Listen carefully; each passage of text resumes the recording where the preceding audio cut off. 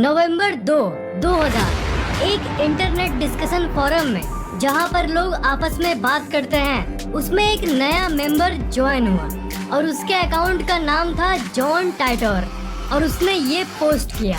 Hello दोस्तों, मैं एक टाइम ट्रैवलर यानी समय यात्री हूँ और मैं साल 2036 से आया हूँ। साल 1975 में गया था एक IBM 5100 कंप्यूटर लेने, क्योंकि साल 2036 में हमारे टीम को उसकी जरूरत थी।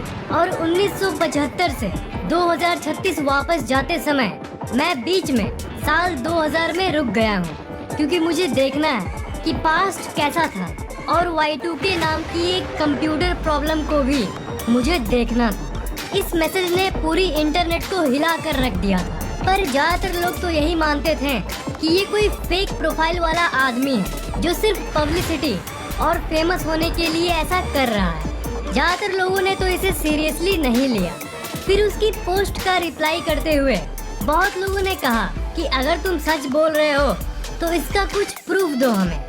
और उसके बाद उसने जो भेजा उसने सबके होश उड़ा दिए। उसने उस टाइम मशीन का डिजाइन पोस्ट किया और यहाँ तक कि उस टाइम मशीन की एक्चुअल फोटोज को भी पोस्ट की। ये देखकर सभी की होश ही उड़ गए। किसी को समझ नहीं आ रहा था कि ये क्या हो रहा है। जॉन टाइटर का ये कहना था कि वो एक आर्मी है साल 2036 में और उसके दादाजी IBM कंप्यूटर कंपनी में जॉब करते थे और इसलिए उसके कॉन्टैक्ट, उसकी जान पहचान IBM में थी। और IBM कंप्यूटर ही एक ऐसी चीज थी जो उसकी भविष्य की कंप्यूटर प्रॉब्लम को सॉल्व कर सकती थी। इसलिए वो टाइम मशीन की मदद से वापस आया था 1975 में।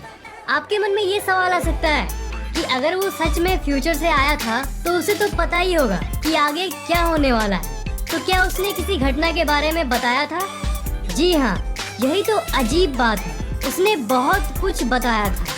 जॉन टाइटर ने एक पोस्ट किया था जिसमें उसने कहा था कि पेरू में एक बहुत ही बड़ी अर्थक्वेक आने वाली है। एंड गेस व्हाट, उसके उस पोस्ट के कुछ महीनों बाद ही 23 जून 2001 में पेरू में इतिहास का सबसे भयंकर भूकंप आया। उसने ये भी वार्निंग दिया था हम लोगों को कि तुम लोग स्पेस शटल ओवरहीटिंग प्रॉब्लम को सॉल्व कर लो, नहीं तो भविष्य में बहुत बड़ा हादसा हो जाएगा। और इस पोस्ट के बाद 21 फरवरी 2003 में हमें ये घटना एक्चुअल में देखने को मिली। कोलंबिया स्पेसक्राफ्ट इसी दिन दुर्घटनाग्रस्त हुआ था। उसने और भी बहुत सारे बातों को बताया, जैसे ओलंपिक 2004 ही सबसे आखिरी ओलंपिक होगी और कई तरह के अलग अलग घटनाओं के बारे में कहा। पर जैसा कि हम जानते हैं ये सब बातें गलत साबित हुई और उसकी सारी बातों की एनालिसिस की जाए तो लगभग आधी बातें झूठी साबित हुई और आधी बातें सच्ची। पर अगर आप डीपली इसे देखोगे तो किसी इंसान की आधी भविष्यवाणी सच कैसे हो सकती है और वो भविष्य के बारे में इतना कुछ कैसे जान सकता है? जॉन टाइटर के ऊपर एक किताब भी लिखी गई और इसका नाम था John Titor a time traveller's tell.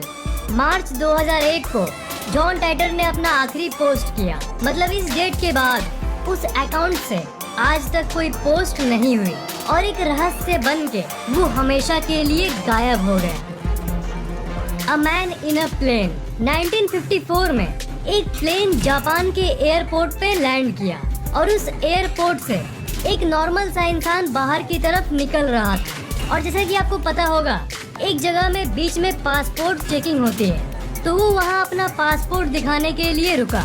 पर वहाँ पर जो हुआ वो कुछ ज्यादा ही अजीब था। वो इंसान एक बिजनेसमैन टाइप लग रहा था और ऐसा प्रतीत हो रहा था जैसे ये अपने बिजनेस ट्रिप पर है। पर जब इसका पासपोर्ट चेक किया गया तब वो पासपोर्ट एक यूरोप की कंट्री टॉरेड की थी।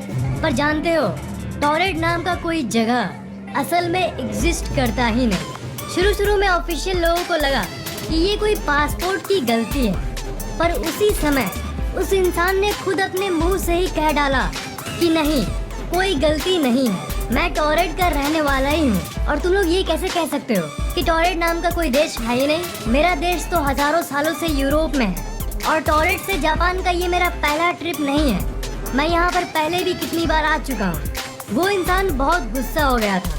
जिस कंट्री से कोई बाहर आए ट्रिप के लिए और बाद में किसी को पता चले कि वो कंट्री एग्जिस्ट करता ही नहीं है तो कैसा लगेगा? ऑफिशियल लोगों के इंस्पेक्शन से ये इंसान बहुत फ्रस्ट्रेट हो गया। प्रूफ के लिए उसने अपना पासपोर्ट ओपन करके दिखाया।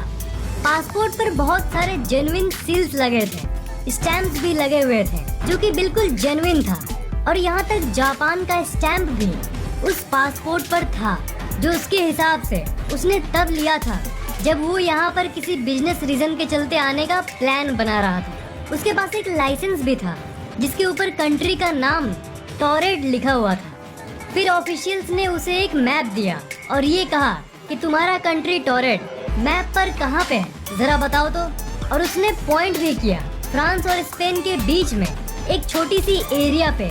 उसने ये कहा कि यहाँ पर टोरेड है, पर जैसा कि आप जानते हो मैप के इस जगह पर दो ही कंट्रीज हैं, फ्रांस और स्पेन। यहाँ टोरेड नाम का कोई भी देश नहीं है, और इसलिए उस इंसान को एक सिक्योर्ड होटल रूम में भेज दिया गया।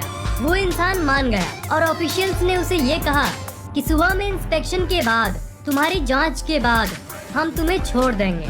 तब उस रात के लिए उसे एक होटल रूम में भेज दिया गया फुल सिक्योरिटी के साथ। अगले दिन ऑफिशियल्स वापस उस इंसान को लेने आए। जब उन्होंने उस रूम को खोला तब उन्होंने देखा कि वो आदमी गायब था। ये बहुत अजीब बात है कि इतने फुल सिक्योरिटी के बावजूद भी वो इंसान कैसे भाग सकता है। रात भर सिक्योरिटी गार्ड्स ने उस पर नजर बनाए रखा था, पर वो रहस्यमयी तरीके से गायब हो गया। और जो लाइसेंसेस और डॉक्यूमेंट्स ऑफिशियल्स ने उस इंसान से लिया था, वो जो ऑफिशियल्स के रूम में रखा गया था, वो भी किसी रहस्यमयी कारणवश वो भी गायब हो गया।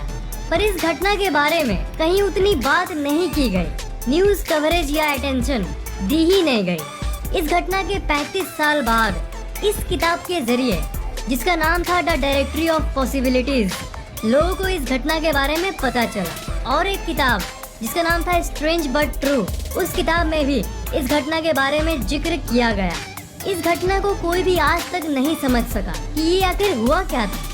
बहुत सारी थ्योरीज बनाई गई, पर सबसे फेमस थ्योरी ये कहती है कि ये एक दूसरे पैरेलल यूनिवर्स का इंसान था जो हमारे इस यूनिवर्स में किसी ग्लिच के चलते शिफ्ट हो गया था। पैरेलल यूनिवर्स का कंसेप्ट ये कहता है कि बहुत सारे यूनिवर्सेस इस एग्जिस्टेंस में हैं। मतलब सारे यूनिवर्सेस में से एक यूनिवर्स में एक ऐसा भी यूनिवर्स है जहाँ पर टोरेड नाम का एक यूरोपियन कंट्री सच में है, और उसी ब्रह्मांड से हमारे ब्रह्मांड में ये इंसान किसी तरह स्लिप कर गए और फिर रात में ही वो किसी तरह अपने यूनिवर्स में वापस लौट गया था। और क्योंकि वो हमारे यूनिवर्स में कभी एग्जिस्ट करा ही नहीं था, इसलिए उसके साथ साथ उसकी जो लाइसेंस और डॉक्यूमेंट ऑफिशियल्स ने लिया था, वो सब भी गायब हो गया। दूसरी थ्योरी ये कहती है कि वो इंसान फ्यूचर से आया था। हो सकता है कि भविष्य में टोरेड नाम का कोई जगह होगा जहाँ से ये इंसान टाइम ट्रेवल करके जानबूझकर आया होगा, सिर्फ ये देखने के लिए कि पास्ट कैसा था, और इसके आसपास कोई ऐसी सीक्रेट डिवाइस होगी जिससे वो होटल रूम के अंदर ही अपने यूनिवर्स में वापस लौट गया। कौन सी थ्योरी सही है कोई नहीं जानता, पर ये एक बहुत बड़ी मिस्ट्री जरूर है। Mysterious incident of time slip. Time slip उस फेनोमेनन का नाम है जिसमें आप एक समय से दूसरे समय में अचानक से स्लिप हो जाते हैं। एग्जाम्पल दूं तो मान लो आप अपने घर के आसपास के एक मॉल में रेगुलर आते जाते रहते हो हर हफ्ते, ठीक है, और जब भी आपको हेयर कट कराना होता है तब आप उस मॉल के अंदर ही करवाते हो। पर एक दिन आप मॉल से निकले और आपने देखा कि मॉल के बगल में एक अजीब सा हेयर कट सैलून मौजूद है। आप उस सैलून में गए अपना हेयर कट करवाने, फिर आप वापस अपने घर चले गए। घर आने के बाद आपने ये देखा कि आपका हेयर कट तो बहुत अच्छा है, तो आपने ये डिसाइड किया कि अब से आप अपना हेयर कट हमेशा वहीं करवाएंगे, उस छोटी सी सैलून से, न कि उस मॉल से। पर जब आप नेक्स्ट बार उस जगह पर गए तो आपने देखा कि कोई सैलून मौजूद ही नहीं, और अपने आसपास के लोगों से पूछा कि यहाँ एक सैलून था ना, मैं तो कुछ दिन पहले ही यहाँ आया था। तो उन्होंने कहा कि नहीं, तो यहाँ पर तो कोई सैलून नहीं है। सैलून था, पर आज से 10 साल पहले, जो कब का बंद हो चुका है। तो यहाँ पर क्या हुआ, आप थोड़ी देर के लिए टाइम स्लिप का अनुभव कर रहे हैं। मतलब 10 साल पहले वाला टाइम आप थोड़ी देर के लिए अनुभव कर पा रहे थे, और 10 साल पहले वाले सैलून में आप अपना हेयर कट करवाए थे। हालांकि विज्ञान नहीं जानता कि टाइम स्लिप सच में होती है या नहीं, पर बहुत सारे लोगों ने अनुभव जरूर किया है। 2006 में सेन नाम का एक चोर लिवरपूल इंग्लैंड की एक दुकान से चोरी करके भाग रहा था और सिक्योरिटी गार्ड उसे पकड़ने की कोशिश कर रहे थे। भागते भागते अचानक से सेन की चेस्ट पर दर्द हुआ और वो बेहोशी फील करने लगा, पर उसने अपने आप को संभाल लिया। पर नीचे झुके हुए पोज से जब उसने अपना मुंह ऊपर उठाया आगे भागने के लिए, तब उसने ये देखा कि सब कुछ बदल गया है। सिक्योरिटी गार्ड गायब है और आसपास के घर और रोड पूरी तरीके से बदल गए और लोग भी अजीब पुराने जमाने के ड्रेस पहने हुए हैं। फिर उसने दौड़ के एक न्यूज़पेपर की शॉप पर डेट देखा और उसने देखा कि ये 1967 है, मतलब 2006 से 1967, मतलब वो 39 इयर्स समय में पीछे आ गया था। जो गार्ड उसका पीछा कर रहा था उसने ये बताया कि रोड के बीच में ही वो इंसान अचानक से गायब हो गया था जब वो उसका पीछा कर रहा था। ऐसी घटनाएं बहुत लोगों ने अनुभव किया है। तो थ्योरी ये कहती है कि वो साल 2006 से टाइम स्लिप के चलते ही 1967 में गलती से चला गया था, पर लकीली वो वहाँ 1967 में बेहोश हो गया था। लकीली इसलिए कहा क्योंकि जब उसको होश आया तब वो वापस 2006 में ही था। वो सिक्योरिटी गार्ड और सेन दोनों कंफ्यूज थे कि आखिर उन लोगों के साथ हुआ क्या। ये कहानियाँ सच है कि नहीं ये तो कोई नहीं जानता और कोई इसे कंफर्म नहीं कर पाया, पर लोग दावा आज भी करते आए। क्या